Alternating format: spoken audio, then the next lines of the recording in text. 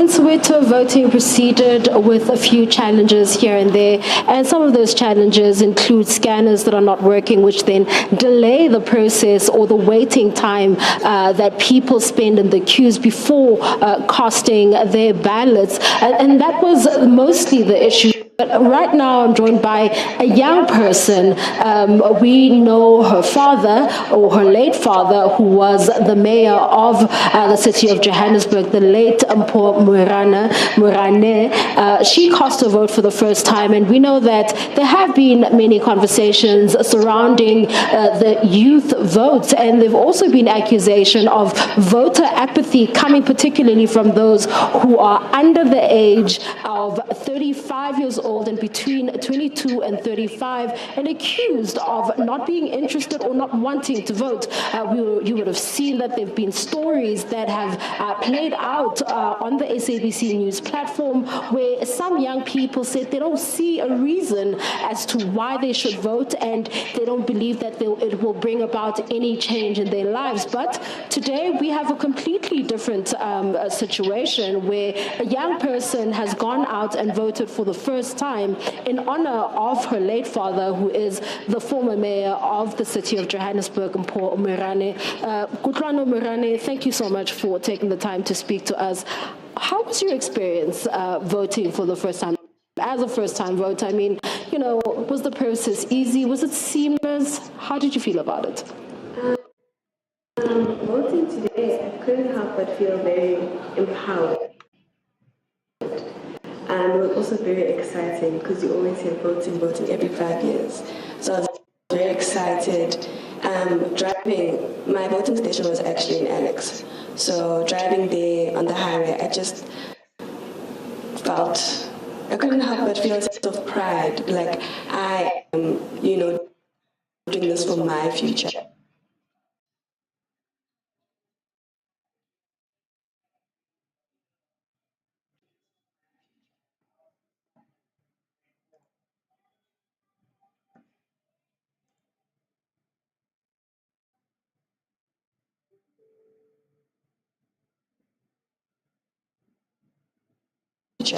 This is what my dad always wanted, following in his footsteps.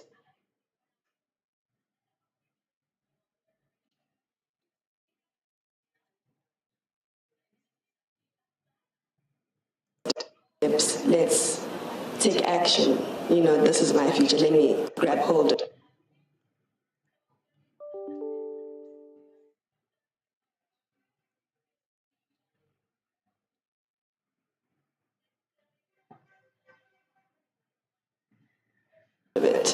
And seize the opportunity. We are the youth. We need to make the change. We are the future.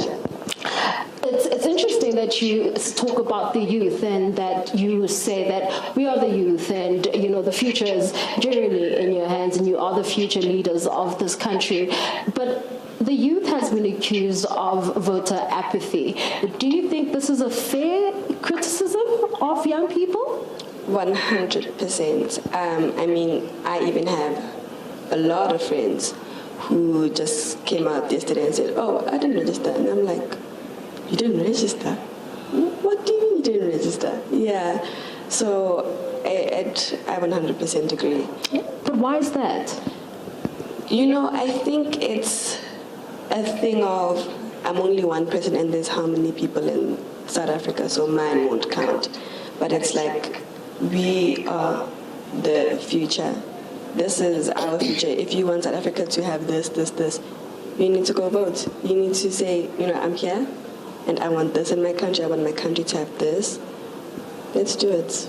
Okay. And I think some of them are just like, it won't really matter, which is quite sad, in my opinion, because we're going to live in this country. Once our parents and our grandparents go, we're going to be left with this. So, yeah.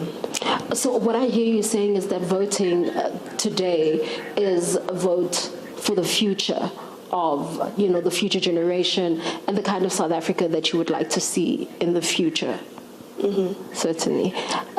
We know your late father as the mayor of the city of Johannesburg. You know him as a father. What would you say is the legacy that he left behind?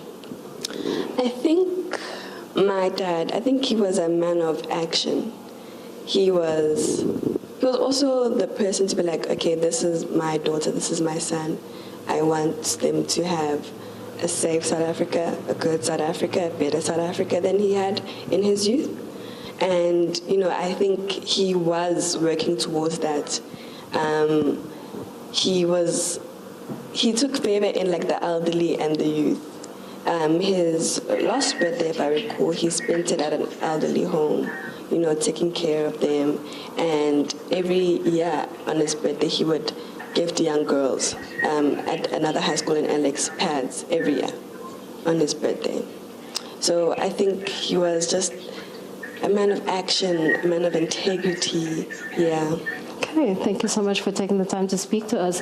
There you have it. That is Kutlwana Moerane, who is a first-time voter, talking about young people and encouraging young people to go out and vote, and saying that part of the reason that young people do not vote is because they feel that their vote will not count, given that there's so many people are voting, and saying that the criticism that young people are the criticism of voter apathy among young people is accurate, and it is not misguided in any way, given that some of the people in her own circle did not register to vote because they did not see the need. But she says that a vote is a vote into the future and for the future and the kind of future that people want to see for themselves. We are moving around, and we will be heading back to Soweto to also see how that process is unfolding. For now, though, it is back to you in studio.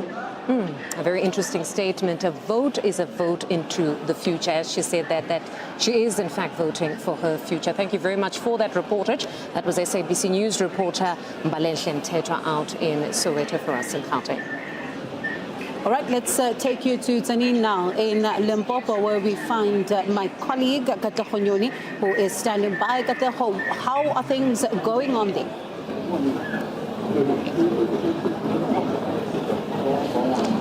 A very good evening. Well, as this historic day continues throughout South Africa, we have been crisscrossing large parts of the Mopani district, which is where we are, which boasts about 614 voting stations. Currently, we are in the pristine town of Tzaneen, and now we are at Leierskool Tzaneen, where I must say people have still been trickling in to come and cast their votes. I'm going to ask my cameraman to show our viewers. These are some of the eligible voters that have registered at Leierskool Tzaneen that are here to cast their vote today. The station itself has registered well over 2,100 eligible voters that are here essentially to cast their votes. We've been crisscrossing other parts of the Mopani district where essentially we've been getting the sentiment from voters themselves about how they feel about the day. Many have expressed that they are quite excited to be exercising their rights. Well, currently the queues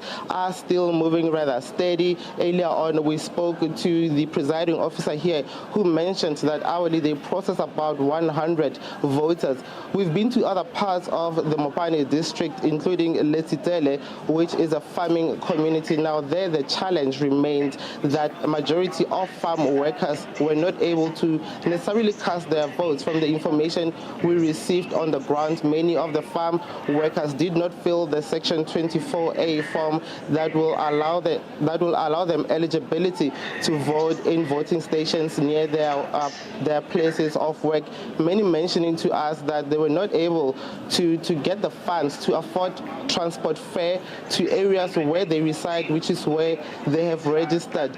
Another area that we visited was Giyani, where we of course know that there is that plight regarding water emanating from the Giyani bulk water project that majority of the community members spoke about. We also visited other areas including Jopi village in the Nwamita precinct, as well as other areas like Dzumeri. And Katlego, I'd like to go back to something that you just said as well. I mean, farm workers not being able to cast their votes. Does this also speak to the issues around voter education? Did they know that they were supposed to complete this Section 24 forms, or what are they saying happened?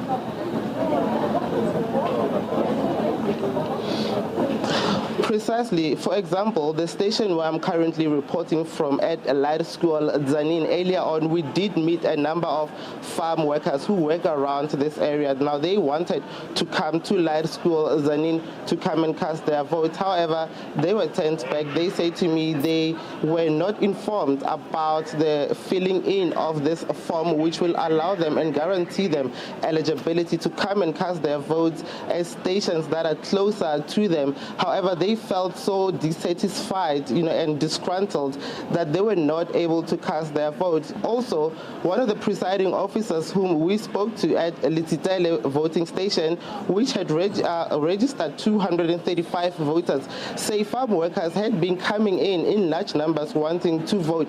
However, they had to turn them back due to this issue. So it certainly does speak to the issue of voter education.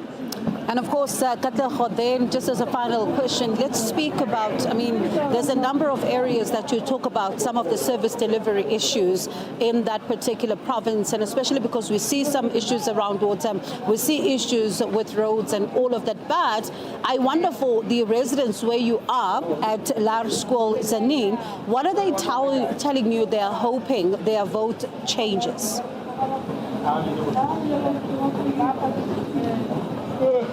Well, the issues are mostly similar. The majority of residents that we interacted with mentioned the issue mainly of water.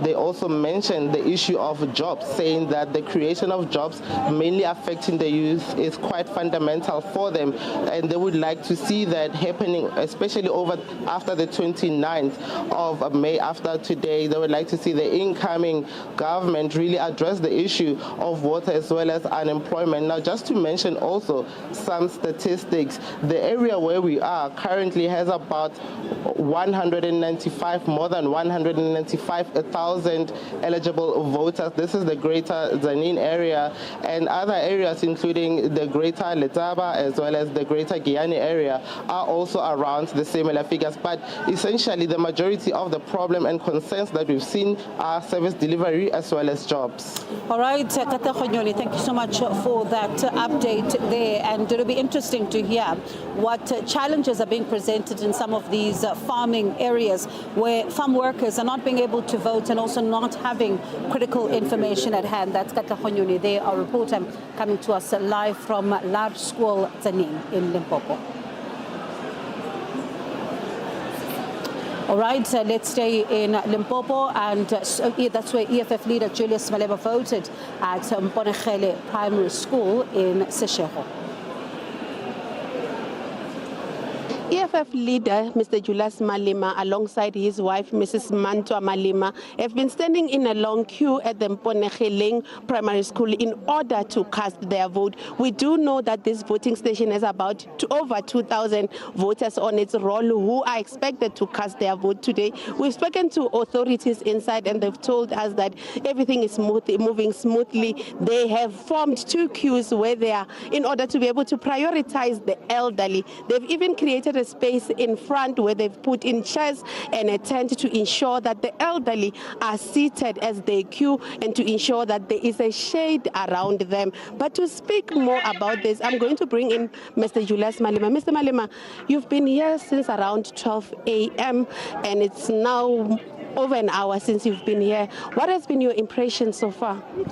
Well, it is discouraging and disappointing because I've been voting here from 2014. I used to come here with my grandmother, and we always had two queues, one for the elderly and one for the relatively young people. My grandmother will queue with us because the process was so quick. And we will not even spend more than 15 minutes in the same voting station with the same two queues. There's always been a queue for elderly people. There's always been a queue for the young people. So I called the CEO to explain that there is something horribly happening at the station, and we don't want to interfere because we don't want to be accused of having interfered with the electoral processes. And he said to me, he had told them to stop using the VMDs and use the voters' roll. to speed up the process.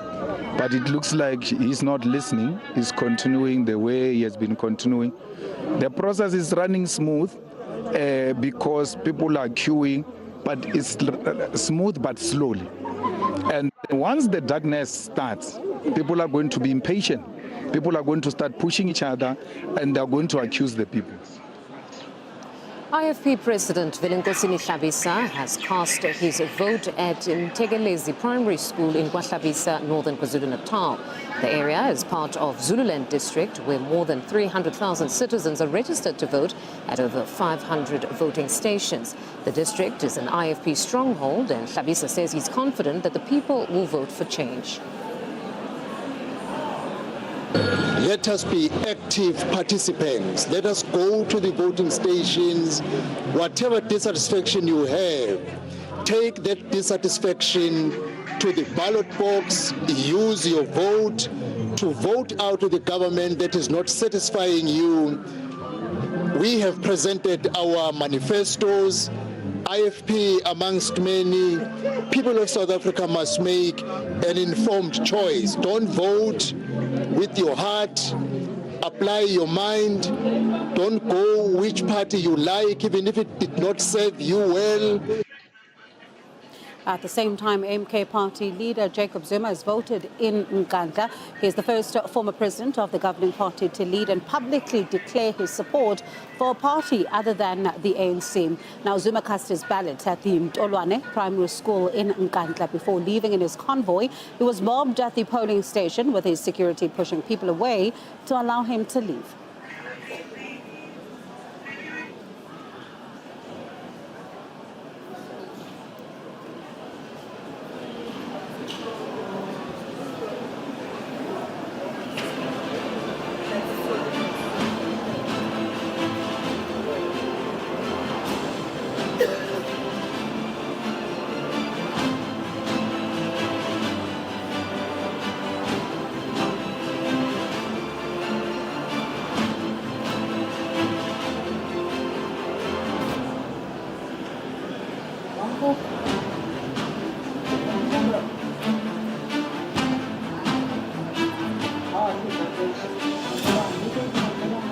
Freedom Front Plus leader Dr. Peter Groenewald says while he's optimistic about a positive outcome for his party in these elections, South Africans and political parties should not rule out the possibility of a coalition government.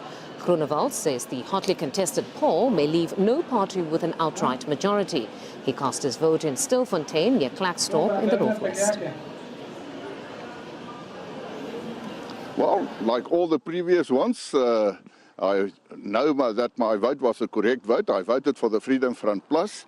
And I think this election, the importance of that is that for the first time after 30 years, we can have a change in government. And that makes this election something different, a bit more extraordinary. So my appeal is still to the voters, please go out and vote, because this is an opportunity for democracy and where the people can ensure that they elect people in parliament and in the provincial parliaments who can serve them. And taking it from the point of view of how your party performed well in the last elections, what is your prediction for these elections? Well, if I can come to the provincial legislature, before 2019 we only had one representative. After 2019 we got 2 representatives in the legislature, as well as a representative in the National Council of Provinces. We hope that after this election that we will have 3 in the provincial legislature, as well as still 1 representative in the National Council of Provinces. Nationally, of course, we hope that we can double the number of our representatives in the National Assembly. Before 2019, we were only 4. And after 2019, we got 10 members in the National Assembly. So if we can make it 20, I will be very happy. But it all depends on the percentage of the vote outcome that will determine that. It's still in the hands of the electorate. And also That's the leader there of the Freedom Front Plus casting his ballot in Fordham. And of course, it's just under 2.5 hours to go before the voting stations close. Indeed, soon enough they will be closing, as Bongi has said, 2.5 hours left. But we're also awaiting the all-important briefing by the IEC at 7 o'clock sharp. So more news on the other side of this break. You stay with us.